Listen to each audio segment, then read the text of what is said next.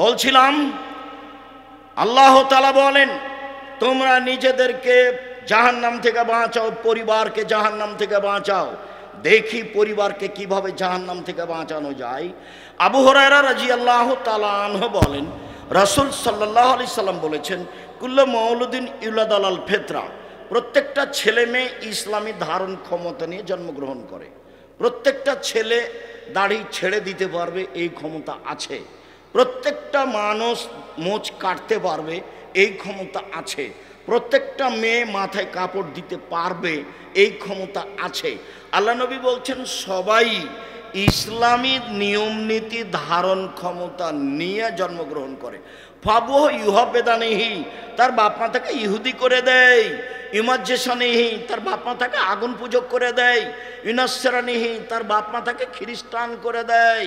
বাপ মা ছেলে মেয়েকে যেভাবে গড়ে তুলে সেইভাবে গড়ে উঠে।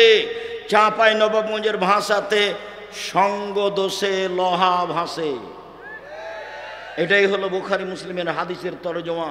সঙ্গ দোষে লোহা ভাসে। এবার তুমি বলো, মেয়েটা ক্লাস 10-এ পড়ে, তার মাথায় কাপড় নেই, এই কাজটা কে করেছে? ওর মা। আমি বলছি ওটা ওর মা নয়, ওটা ওর সৎ মা। ওর মা বলবে, এক মাথায় কাপড় নিতে বাইরে না, কোথায় যাচ্ছিস? দাঁত ভেঙে দেবে একবারে। ওর মা সব সময় গরম হয়ে থাকবে তার বাচ্চার উপরে।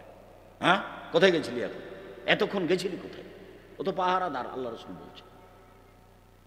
সঙ্গ দোষে লোহা ভাসে, এটা বুখারী মুসলিমের হাদিসের সারমর্ম কথা।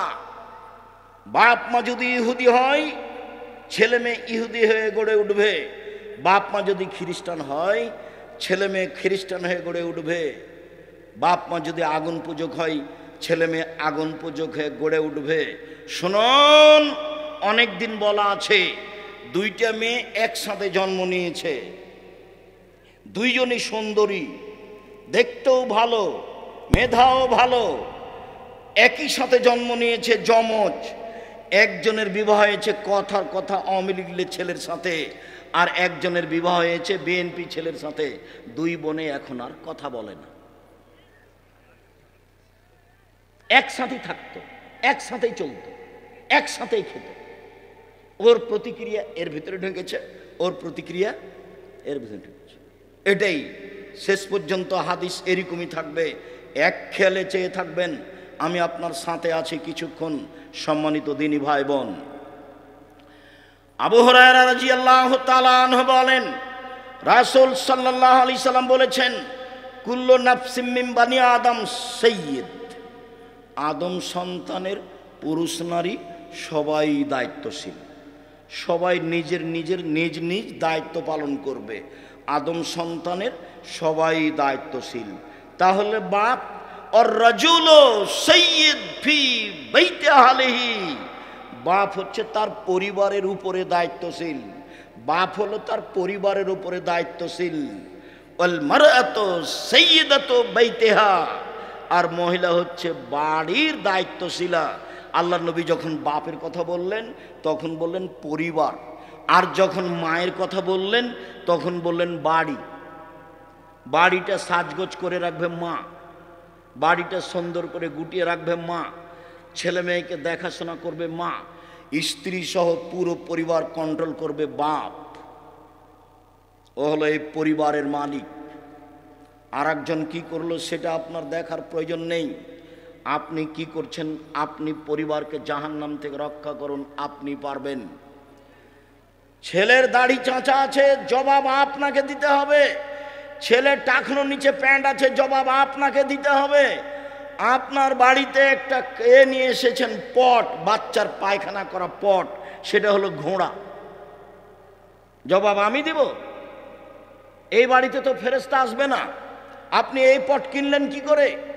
এই পট যদি আমাদের বাড়িতে যায় তাহলে প্রথমত মাথাটা কেটে দেওয়া হবে, যদি না হয় ফেরত দেওয়া হবে, যদি না হয় তাহলে মাটিতে পুঁতে দেওয়া হবে।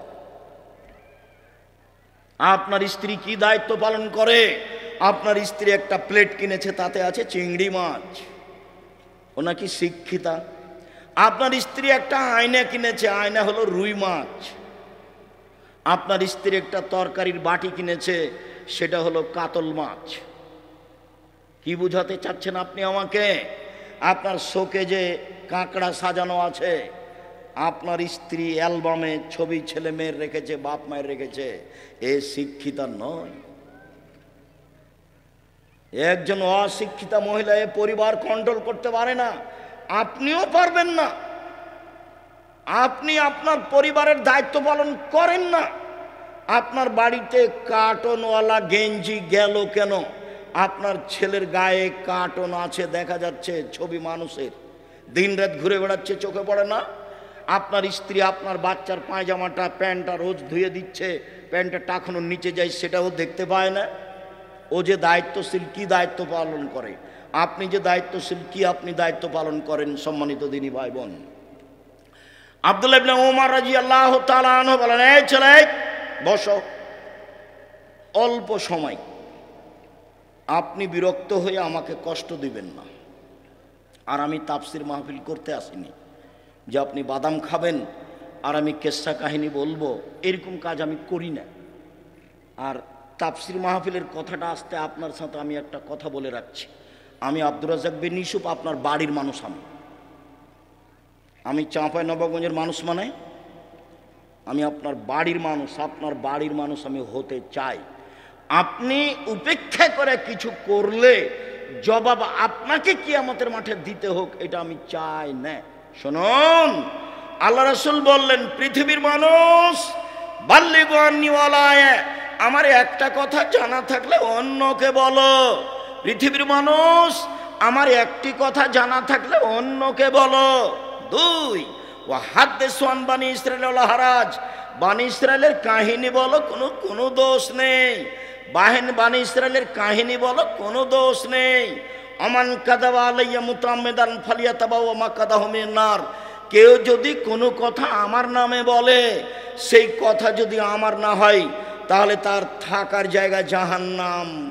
পাগড়ি যত বড়ই হোক, জুব্বা যত বড়ই হোক, রেহাই হবে না। আপনি যেই কথাটা মুখ দিয়ে বললেন, যেই কথাটা কলমে লিখলেন, সেটা যদি নবীর না হয়, তাহলে আপনার থাকার জায়গা জাহান্নাম। জেনা করে জাহান্নামে গেছে এই কথা নয়, সুদ খেয়ে জাহান্নামে গেছে এই কথা নয়, মানুষকে মেরে জাহান্নামে গেছে এই কথা নয়, জুলুম অত্যাচার করে জাহান্নামে গেছে এই কথা নয়। ধর্মের নামে একটা কথা বলেছে যেটা রাসূলের নয়। আমি আপনাকে শতদিন বলেছি, আমার চাচাতো ভাই চাঁপাইনবাবগঞ্জ শহরের ওই পাশে বক্তব্য শুনতে এসে আমাকে বাড়িতে গিয়ে বলছে যে তাফসির যে করলো, সে কি তাফসির, ওগুলো তোরা জানিস না। ভাইজান কি বললো? ও ছাড়, ওগুলো তোরা পারবি না। আচ্ছা বলেন, আমি একটু শুনি, কি করলে একটু বলেন না। তখন বলছে, জীবনে ওই সব তাফসির শুনিসনি। আচ্ছা শুনিনি বলেন তো। বলছে যে আদম আলাইহিস সালাম ঘুম থেকে উঠে দেখেন পাশে একজন সুন্দরী মহিলা। তো আদম আলাইহিস সালাম হাত বাড়ালেন, তখন ফেরেশতা বলছেন থামেন। তো আদম আলাইহিস সালাম বলছেন কেন? তাহলে মোহর দিতে হবে। মোহর আবার কি? তো বলছে যে মুহাম্মাদের নামে 10 বার দুরূদ পড়ে দিতে হবে, সেইটা হলো মোহর। আল্লাহ বলছেন যে আদম আলাইহিস সালাম সবচেয়ে বড় শিক্ষিত পৃথিবীতে। কেন? আল্লাহ বলছেন আমি আদমকে কি করেছি, সব কিছু শিখিয়ে দিয়েছি। এমন কোনো কিছু পৃথিবীতে ছিল না, এখন নেই, কিয়ামত পর্যন্ত হবে না, যেটা আদম জানতেন না। আদম আলাইহিস সালাম পৃথিবীতে সবচেয়ে বড় শিক্ষিত। এত বড় শিক্ষিত মানুষ বউখান কিভাবে হালাল করতে হবে সেটাই জানেন না। মোহর না দিয়েই হাত বাড়াতে গেলেন, ফেরেশতা বললেন থামেন। আদম আলাইহিস সালাম বললেন কেন? মোহর দিতে হবে। মোহর আবার কি জিনিস? মুহাম্মাদের উপরে 10 বার দরুদ পড়ে দিতে হবে, 1000 বার দরুদ পড়ে দিতে হবে। আমি কিয়ামত পর্যন্ত সময় দিয়েছি, কিয়ামত মানে আমার মরা পর্যন্ত। যেমন কোরআন মাজিদের গায়ে শরীফ লেখা আছে, আমি সময় দিয়েছি কিয়ামত পর্যন্ত, না আমার মরা পর্যন্ত। কোরআন মাজিদের শেষে এক পৃষ্ঠা দোয়া লেখা আছে, দোয়া ও খাতমিল কোরআন। আমি বলেছি নবীর নয়, এটা মানুষের বানানো। সময় দিয়েছি কিয়ামত পর্যন্ত না আমার মরা পর্যন্ত। আপনি মনে কষ্ট নিয়েন না, আমি আপনার ভাই। আপনি মনে কষ্ট নিয়েন না, আমি আপনার ভাই। আপনি মনে কষ্ট নিয়েন না, আমি আপনার ভাই, আমি আপনার ছেলে। আপনার বাড়িতে লেখাপড়া করে আমি মানুষ হয়েছি, আপনার সামনে আমি হক কথা বলবো, এটা আমার অধিকার আছে। আপনি যদি কিছু মনে করেন আমি দুঃখিত, আপনি দায়িত্ব পালন করেননি। এই জন্য মকসুদুল মুমিনিন বইয়ে প্রথমে লেখা আছে, এক ওয়াক্ত নামাজ কাজা করলে 80 হোক বা জাহান্নামে থাকতে হয়। প্রমাণ করেন দেখি, প্রমাণ করেন দেখি। বইয়ের এক জায়গাতে হেডলাইনে লেখা আছে, অবিবাহিত ছেলেমেয়ের পড়া নিষেধ। অবিবাহিত ছেলেমেয়ের পড়া নিষেধ। যে দেখে সেই পড়ে, যে দেখে সেই পড়ে, যে দেখে সেই পড়ে। আমি নিজে পড়ে দেখলাম, আমি নিজেও পড়ে দেখলাম, দেখি কি আছে। আমি তো বিবাহিত মানুষ, আমি তো আর নায়ের মধ্যে নেই, তা আমি পড়ে দেখলাম। এখন লেখা আছে, ভরা পেটে স্ত্রী মিলন হলে ছেলে ভ্যাংচা হয়, সফরের পূর্বে স্ত্রী মিলন হলে ছেলে কানা হয়, চন্দ্র সূর্য গ্রহণে স্ত্রী মিলন হলে ছেলে টেরা হয়। এসব কথা লেখা আছে। আল্লাহর কসম, আমি আব্দুর রাজ্জাক বিন ইউসুফ আপনার কাছের মানুষ, আল্লাহর কসম এগুলো সত্য কথা নয়, বরং কোরআনের বিরোধী। আল্লাহ বলছেন, নিসাউকুম হারসুল লাকুম ফাতু হারসাকুম আন্না শিতুম। পৃথিবীর মানুষ তোমাদের স্ত্রী তোমাদের জমি, পৃথিবীর মানুষ তোমাদের স্ত্রী তোমাদের ক্ষেত, পৃথিবীর মানুষ তোমাদের স্ত্রী তোমাদের জমি। তোমরা তোমাদের জমিতে আসো তোমাদের ইচ্ছা মতো, সকালেই কি, দুপুরেই কি, ভরা পেটেই কি, সফরের পূর্বেই কি, চন্দ্রগ্রহণ লাগলেই কি আর না লাগলেই কি। ঋতু হাইজ অবস্থায় স্ত্রী মিলনে যাওয়া না, বাস। এটা আল্লাহর দেওয়া বিধান। পৃথিবীর মানুষ, আমার একটি কথা জানা থাকলে অন্যকে বলো। পৃথিবীর মানুষ, বানি ইসরায়েলের কাহিনী বলো, কোনো দোষ নেই। মানে সত্য কাহিনী হতে হবে। 1 মিনিট, সত্য কাহিনী হতে হবে। 1 মিনিট, 1 মিনিট বলে কি বলতে চাচ্ছেন আব্দুর রাজ্জাক সাহেব? হ্যাঁ, একটা সত্য কাহিনী দেখাই। ইস্তারা রাজুলুন মিন রাজুলিন আকারান। একটা লোকের কাছে জমি কিনে নিয়েছিল হাজার হাজার বছর পূর্বে। জমি চাষ করতে গিয়ে স্বর্ণের পাতিল পেল। এখন জমি ক্রেতা স্বর্ণের পাতিলটা বিক্রেতার কাছে নিয়ে গিয়ে বলছে, খুদ্দাহবা কামিন্নি, আপনি স্বর্ণের পাতিল নেন। ইস্তারে তো মিনকাল আর ধরম আপতা মিনকা দাহাব, আমি আপনার কাছে জমি কিনে নিয়েছি, স্বর্ণের পাতিল কিনে নিয়ে নেন নেন। তখন বিক্রেতা বলছে, বাইতুলার জমা ফিহা, জমিও বিক্রি করেছি, জমিতে যা ছিল সবই বিক্রি করেছি, পাতিল নেব না। হাদিস বুখারী মুসলিম, হাজার হাজার বছর আগের কাহিনী। এই হলো বানি ইসরায়েলের কাহিনী। পৃথিবীর আলেম ওলামা, তোমরা বানি ইসরায়েলের কাহিনী বলো। ও মুফাসসির সাহেব, আপনি বানি ইসরায়েলের সত্য কাহিনী বলেন, আপনি সহিহ হাদিস বলেন। যদি আপনার কোনো কথা এমন হয়ে যায় যেটা নবীর নয়, তখন থাকার জায়গা জাহান্নাম, পথ ঘাট থাকবে না। জোব্বা যত বড়ই হোক, পীর যত বড়ই হোক, লাভ হবে না, বাঁচার কোনো পথ নেই। হাদিস বুখারী মুসলিম। আল্লাহ নবী বলছেন, কাভাবিল মারে কাদেওয়ানি হাদ্দাসা বিকুল্লি মা সামিয়া, মুখ দিয়ে কথা বলার পূর্বে ও যেন তদন্ত করে দেখে। তদন্ত না করে যেন কোনো কথা ধর্মের নামে না বলে, বন্ধ থাক, ধর্ম বন্ধ থাক। তুমি বলিও না, বলতে গেলে দেখে বলিও। আমি বলছি না যে আপনি কাঁদ মাসা করিয়েন না উজুতে, আমি এই কথা বলছি না। আমি বলছি আপনি কাঁদ মাসা করেন, কিন্তু যদি নবীর না হয়ে থাকে তাহলে আপনার কি হবে? আপনার আমি এটা বন্ধ করতে আসিনি। আপনি বলেন, আল্লাহুম্মা সাল্লি আলা সাইয়্যিদিনা নাবিয়ানা মুহাম্মদ, বলেন। আমি আপনাকে নিষেধ করিনি, এই কাজ আমি করি না। আপনি বলেন। আমি যেটুকু বলছি সেটুকু হচ্ছে, এইটা যদি নবীর না হয় তাহলে আপনার কি হবে? তাকে আপনি তদন্ত করেন, নবীর প্রমাণ হোক। আপনি একজন বড় মুফাসসির, আপনি একজন বড় মুফাসসির, আপনি এমনটা করছেন। যদি রাসূলের না হয় তাহলে আপনার এবং তার কি হবে, এইটা আপনি বিবেচনা করছেন না কেন? আমি তো মনে করছি এইভাবে তাফসীর করাটা ঠিক ওইরকম। কেমন? ফাতেমা যেমন বলেছিলেন। ফাতেমা কান্দিয়া কয় আজ বুঝি হুসাইন কারবালাতে শহীদ হয়। ফাতেমা কান্দিয়া কয় আজ বুঝি হুসাইন কারবালাতে শহীদ হয়। যেদিন হুসাইন কারবালাতে শহীদ হচ্ছেন ইরাকের মাটিতে, তার 49 বছর আগে ফাতেমা মারা গেছেন। কতদিন আগে মারা গেছেন? 49 বছর আগে। তাহলে ফাতেমা এভাবে কিভাবে বলবেন? তাহলে তো ধর্মের কথা, আমি যদি এরকম বক্তা হই তাহলে আমার কথা হয়ে গেল ওইরকম পুথির গানের মতো, 6 মাসের রাস্তা মর্দ 6 দিনে গেল, ঘোড়ায় চড়িয়া মর্দ হাঁটিয়া চলিল। ধর্ম এরকম নয়। কেউ যেন আঙ্গুলে চোখে আঙ্গুল না ঢোকাতে পারে এইভাবে বলার চেষ্টা করেন। তবে মানুষ হিসেবে কোনো জায়গাতে ত্রুটি থাকতেও পারে।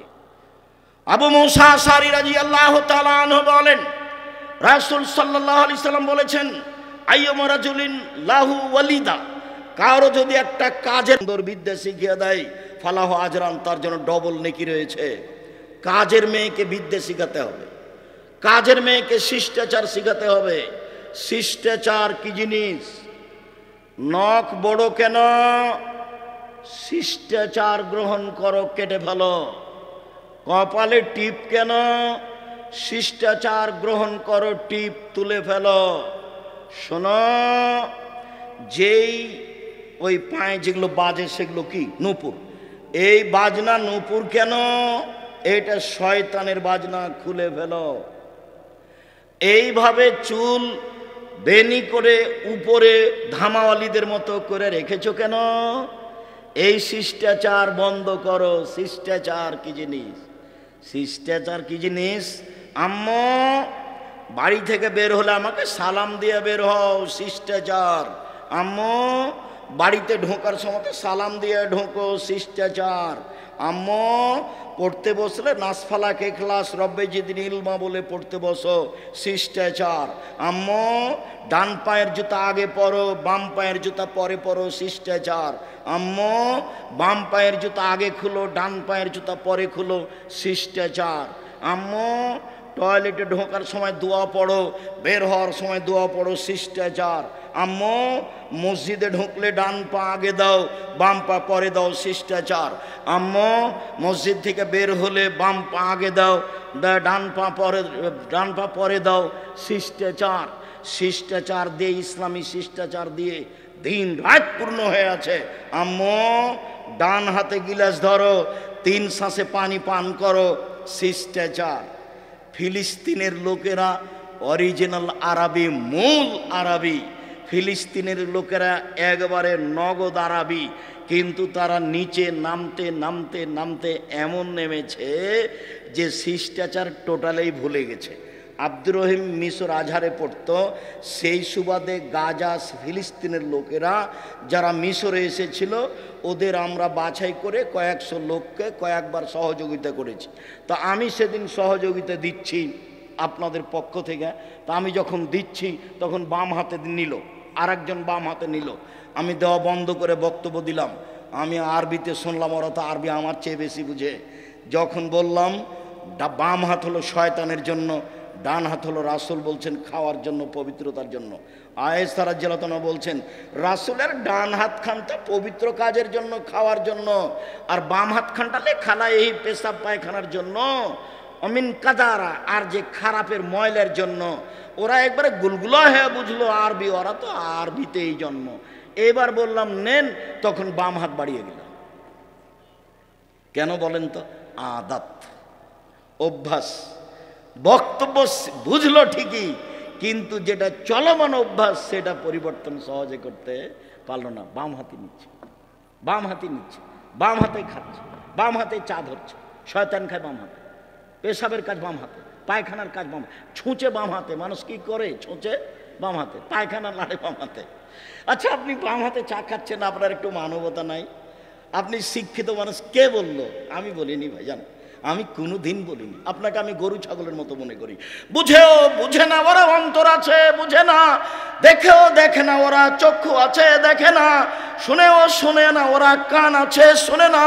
উলাইকা কালানাম, তারা পশু প্রাণীর মতো, তারা গরু ছাগলের মতো, তারা কুকুর শ্রীর মতো, ভালো মজাও তার চেয়ে বেশি। তার চেয়ে বেশি খারাপ। যে শ্বশুরের কাছে যৌতুক নেই সে কুকুর শ্রীগালের চেয়ে বেশি খারাপ। 24 ঘন্টার মধ্যে সন্ধ্যা হতে হতে মোটরসাইকেল ফেরত দিতে হবে। খালি মায়েরা বলছে, মায়েরা খালি বেটার সামনে গল্প করছে, আব্বু অমুক অমুক ছেলের শ্বশুর না বাড়ির সব কিছু ফার্নিচার সাজিয়ে দিল। খালি মায়ের সামনে এগুলো, মায়ের গল্প, ছেলের সামনে মা এগুলো গল্প করছে।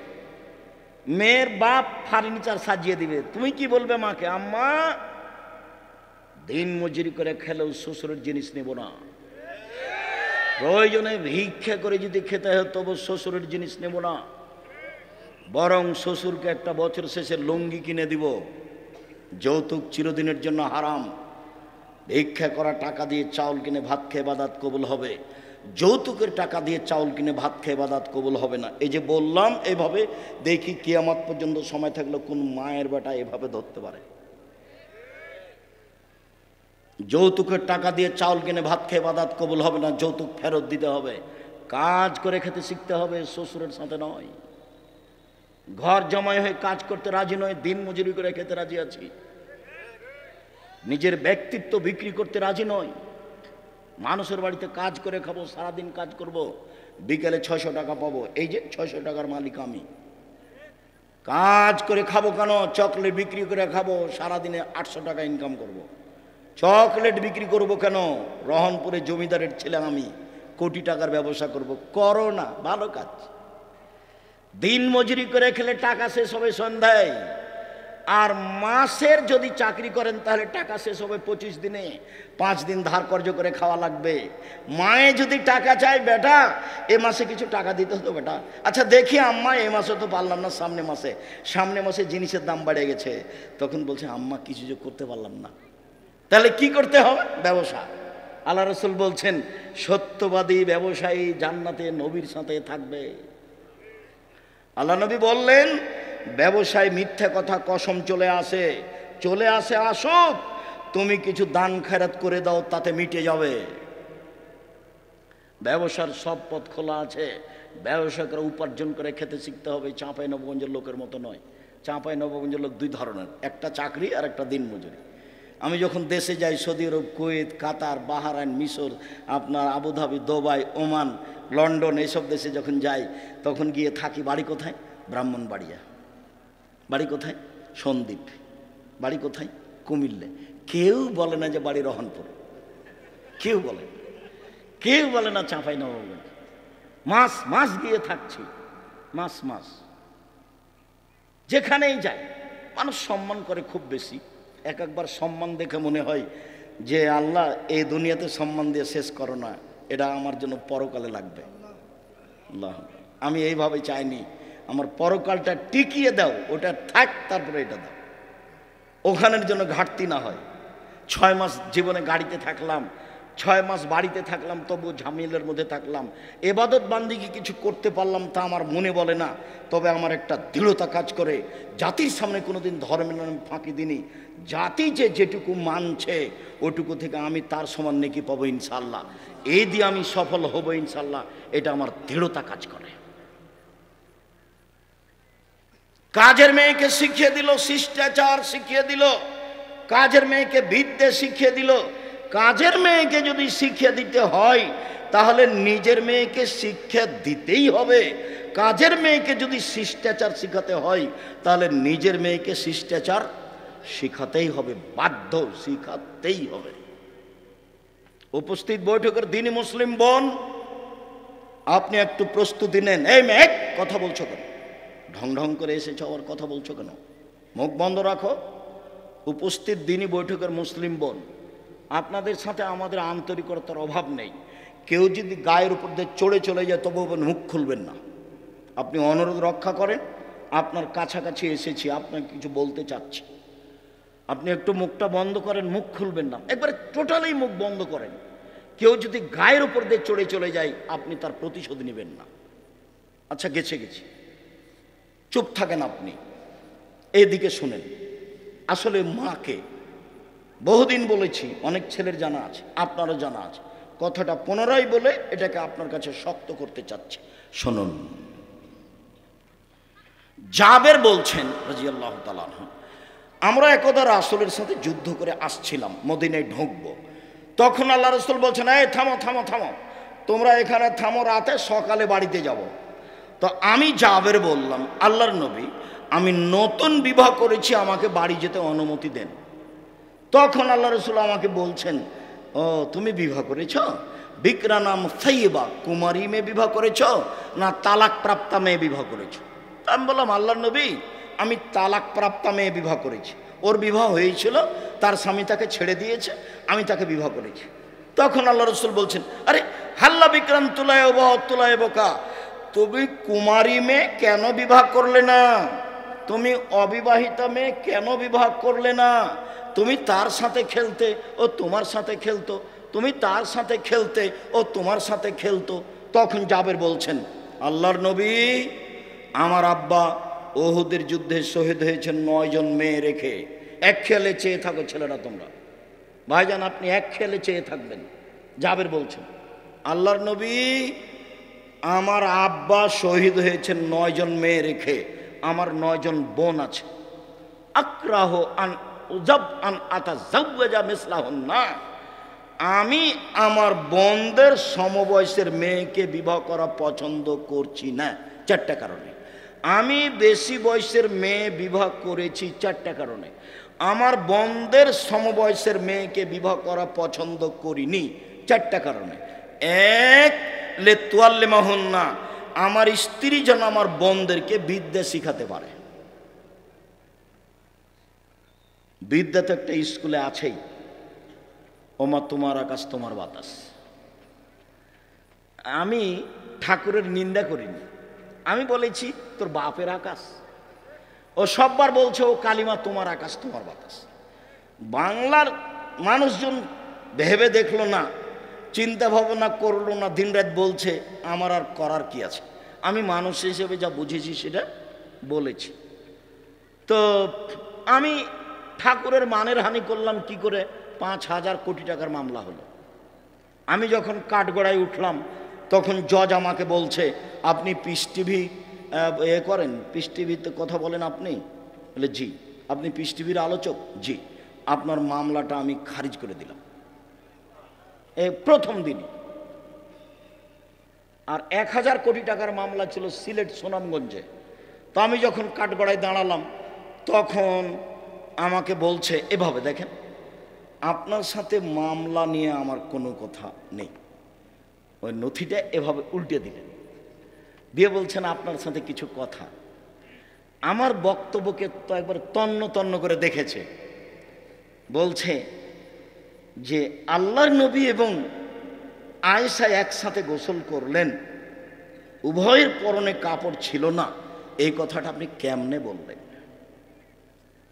কিভাবে বলতে পারেন? আমি তো উত্তর দিব না, কিছু বলবো না। আমাকে উকিল বলেছে, যাই বলুক মুখ খুলবেন না, এর নাম জজ, যেটা বলবে সেটাই হবে, মুখ খুলবেন না। চিরদিন আপনার কথা শুনেছি, আজকে আমার কথা শুনবেন দয়া করে। ঠিক আছে, আপনার কথাই শুনবো, আমি মুখ খুলবো না। বলছে 1 বালতি গরুর পেশাবে কাপড় ভিজিয়ে দিলে তাতে সলাৎ হবে, এই কথা আপনি কেমনে বললেন?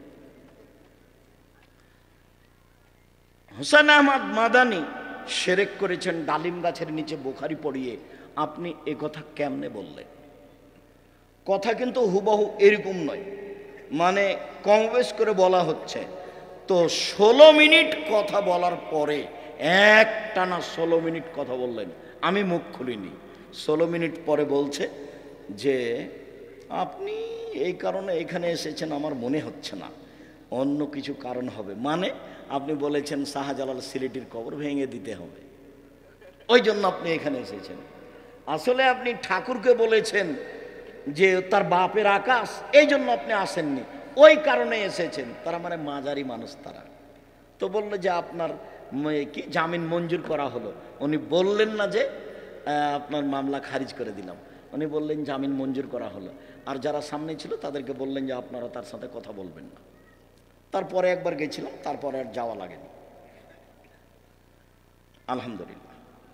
বলছিলাম সম্মানিত দিনী ভাই বোন, রাসূল সাল্লাল্লাহু আলাইহি ওয়াসাল্লাম যেভাবে বললেন, জাবের বলছেন রাসূলের উত্তরে, এক, আমার স্ত্রী যেন আমার বোনদেরকে বিদ্যা শিখাতে পারে, দুই, আমার স্ত্রী যেন আমার বোনদেরকে শিষ্টাচার শিখাতে পারে। উপস্থিত বৈঠকের দিনী মুসলিম বোন শুনেন, এই মেয়ে শোনো, শিষ্টাচার কি জিনিস? শিষ্টাচার কি জিনিস? বাড়ি যাওয়ার সময় একটা বই নিয়ে যাবো, আদর্শ পরিবার। আদর্শ পরিবারের শুরু থেকে নিয়ে শেষ পর্যন্ত সবই শিষ্টাচার, সবই শিষ্টাচার। ছেলেরা হাতে মেহেদি লাগাতে পাবে না, ছেলেরা মেহেদি লাগাবে মাথার চুলে ও দাড়িতে, যেটা সাদা হয়ে গেছে। মহিলারা হাতে মেহেদি দিবে, হাতে তো মেহেদি দিবেই, পায়েও দিতে হবে, হাতে ও পায়ে দুইটাতে দিবে। তো আমাদের চাঁপাইনবাবগঞ্জে তার কথা ছড়িয়ে আছে, আল্লাহর নবী দাড়িতে মেহেদি দিয়েছিলেন, সেই জন্য পায়ে দেওয়া যাবে না। কথা যে মিথ্যে, ঠিক আছে, আল্লাহ নবী দাড়িতে মেহেদি দিয়েছিলেন, কথা তো ঠিক। তো আল্লাহ নবী দাড়িতে তো আতরও দিয়েছিলেন। তো আল্লাহ নবী বললেন, হায়জলা ঋতুওয়ালা মহিলারা যখন ঋতু থেকে পবিত্র গোসল করবে তখন লজ্জা স্থানে আতর ব্যবহার করবে। তা আল্লাহ নবী দাড়িতে যে আতর লাগিয়েছেন, এবার সবাই মনে হয় কথা ধরতে পারেননি, আবার বলবো নাকি? বলবো, আল্লাহর নবী দাড়িতে মেহেদি লাগিয়েছেন, ভালো কথা, আমরা বুঝলাম যে সেই জন্য মেহেদি মহিলারা পায়ে লাগাবে না। দাড়ির একটা না, মেহেদির একটা সম্মান হয়ে গেছে। তো আল্লাহ নবী বলছেন যে যাদের হায়েজ হয়েছে মহিলারা, ওরা যখন হায়েজ থেকে গোসল করে পবিত্র হবে তখন আল্লাহ নবী বললেন যে ওরা যেন লজ্জা স্থানে আতর ব্যবহার করে। তো আতর যে আল্লাহ নবী দাড়িতে লাগিয়েছেন, এইবার তার মানে হলো এই লজ্জা স্থানে না লাগানো জিনিস, দাড়িতে লাগানো জিনিস লজ্জা স্থানে চলে, সেইটা যদি চলে তো পায়ে কেন চলে না? কথা এরকম নয়, কথা হলো এরকম যে দাড়ি পেকে গেলে মেহেদি লাগাতে হবে। মেহেদি একটা জিনিস, এর মান বাড়লো কমলো এটার বিবেচনা করা যাবে না। আতর হচ্ছে একটা জিনিস, পুরুষেরা গায়ে হাতে মুখে মাথায় লাগাবে, আর মহিলারা ফরজ গোসলের পরে, ঋতু থেকে গোসলের পরে লজ্জা স্থানে লাগাবে। এটা হলো রাসূলের নিয়ম, আদেশ। এইটাতে আতরের মান বেড়ে গেল, এই কথা ভুল। এখন একটা ছাগলের বাচ্চা কুকুরের দুধ খেয়ে বড় হয়েছে, তখন মৌলানা সাহেবকে জিজ্ঞাসা করেছে, মৌলানা সাহেব এই ছাগলের গোস্ত খাওয়া যাবে কিনা? তখন মৌলানা সাহেব বলছে, এটা কথা হলো নাকি? হ্যাঁ, ওটা কুকুরের গোস্ত, কুকুরের দুধ খেয়েছে, ওটা হারাম। তো বেকায়দা হয়ে গেল। তাহলে পশু প্রাণীর উপরে কি কোরআন হাদিসের বিধান আছে? পশু প্রাণীর উপরে কোরআন হাদিসের কোনো বিধান নেই। ও পায়খানা খেয়ে বড় হোক, না হলে ঘাস খেয়ে বড় হোক, ওটা পশু প্রাণী। ওর জন্য প্রজনন পদ্ধতি, গবাদি পশুর উন্নয়ন ষাঁড় দিয়ে করতে হবে, এটা ভালো। ষাঁড় দিয়ে যদি না করেন, তার উন্নয়নের জন্য যত পথ আছে সবই করেন, কেননা তার উপরে কোনো কোরআন হাদিস প্রযোজ্য হবে না। এটা ভুল হিসাব। সম্মানিত দিনী ভাই বোন,